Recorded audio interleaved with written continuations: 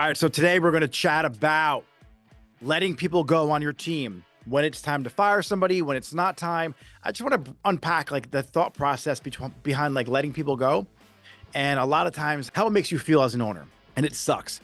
There are so many times that you come into the situation when it's time to let somebody go on your team, and usually it's always too late. Like you have to ask yourself a couple questions though.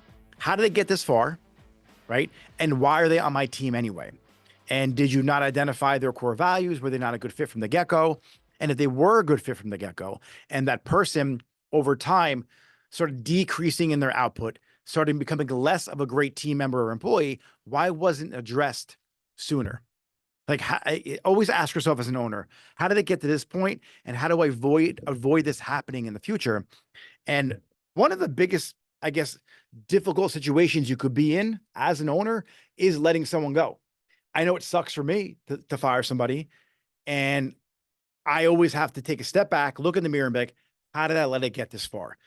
So first, let's backtrack to the onboarding process, the hiring process. How do you onboard your team? Are you looking for bodies to fill seats so you can just start generating revenue with your salon? Or are you really being selective on who you allow into your team and who you allow into that, that sacred space of your salon? And it's not just your clients you have to worry about. Are people going to get screwed up? Is like someone going to, burn someone's hair off, over process them, cut their hair too short? It's your tribe, right? Your team, the core stylists who are part of your team, that they get affected too when you bring on a team member who's not a good fit. So when I hire somebody and I bring them on board, I have a very unique hiring process and interview process. I first established their core values. I want to know what it is they stand for: honor, teamwork, courage, respect. What are the core values of that team member? Now, what I like to do after that is I like to break down the framework: thinking, emotion, behavior, outcome. I like to know why they started doing hair. What was their thought process of getting into this career? Was it because they couldn't do anything else in their mind? Was it because they always had a passion for hair and their grandmother did hair and their mother did hair and they want to, you know, fulfill this dream of theirs of making people feel beautiful? Two different people, right? Someone who felt like they couldn't do anything else, or somebody who really has a passion for this. That's a completely different type of mindset when you bring them on your team.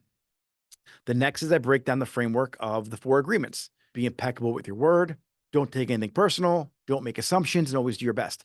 So I go through this whole framework and I let them know how we operate as a salon. The biggest non-negotiable in my salon is the fact that no gossip is allowed. If you gossip, you're out. There's no questions asked.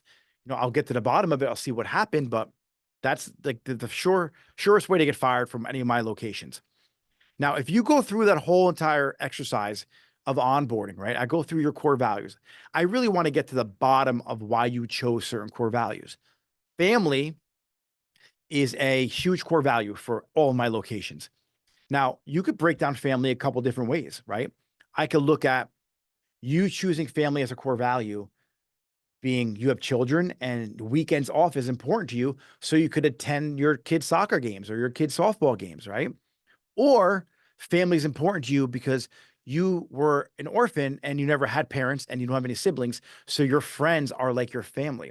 And then that means that the way we interact is going to be way different. So when I bring someone on my team, I ask deep questions of why that's important to you. And I want to know how I can, you know, lead you better and fulfill that role of a leader. So I need to know what's important. I need to know what your vision is. And I need to clearly let you know what my vision is for the salon. Because if I don't know your vision, I can't help get you there.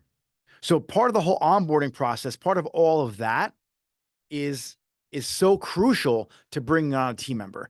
And if you can get that clearly strategized, right? You have a clear understanding of how you bring someone on your team, the questions you ask them, what their vision is, what their core values are. Now, when the time comes during their employment at your salon, or when they're working, something's not jiving, right?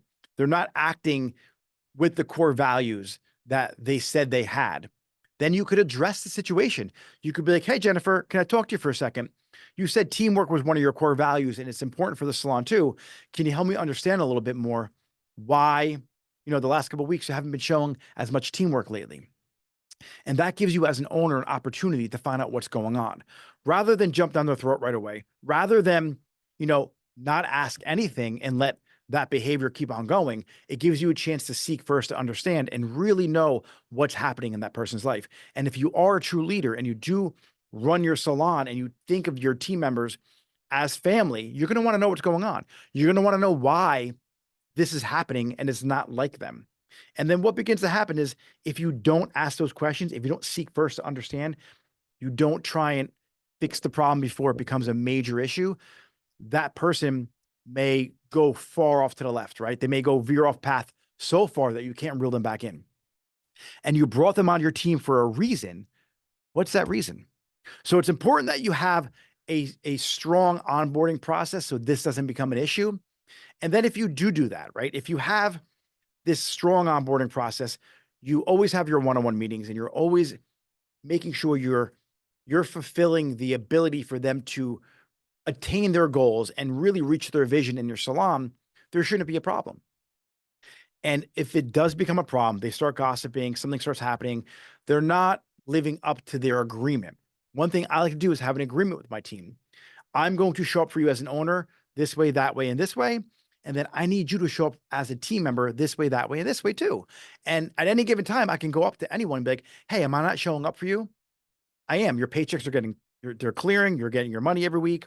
I have marketing done for you, education. Can you help me understand why you can't show up for me this way? And usually it's a deeper problem. But if you don't do that stuff, the problem gets bigger and then you're going to have to let somebody go. Now, I'm not saying everybody's perfect. I'm not perfect as an owner. My team's not perfect as team members. But when the time comes, if you do all this stuff, right? If you're always seeking first to understand, you're trying to create an environment for a team member that they can grow in, that you can support their vision. And it turns out that they're still not showing up for you, then you have to let them go because it's only hurting the salon's reputation, the culture, the brand, everything. And it's hurting the team. And instead of feeling bad, right? We all have a heart. We all feel bad for, having to let somebody go. But I began not to feel bad anymore. Obviously you feel bad for that person. I almost get upset with them because I've given you so much opportunity to be successful in this environment. And if you can't do it, then it sucks. It sucks because you couldn't live up to your full potential. And I've done everything as a leader, literally everything I could do as a leader to support you and your vision and help you grow, that it's time for you to go because I can't sacrifice my team and I can't let one person sink the whole ship.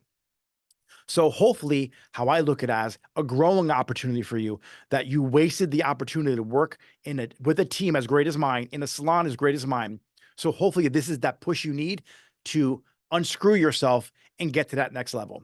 So unfortunately, you can't do hair here anymore, but maybe this lesson of falling flat in your face will help you grow as an individual. And that's the mindset I take when I go into having the conversation of letting somebody go. So I hope that brought you some value in wrapping your head around the whole process of letting someone go and how far you really need to go as a leader to make sure you're supporting your staff. You need to ask yourself these two questions again. Let's unpack that. How did they get this far? And why are they on my team in the first place, right? How is your onboarding process? And if it's a great onboarding process, what happened in the interim from when you brought them on your team to where it is right now? So drop a comment below. Make sure you click subscribe. And I'd love to get in that conversation about hiring and firing with you.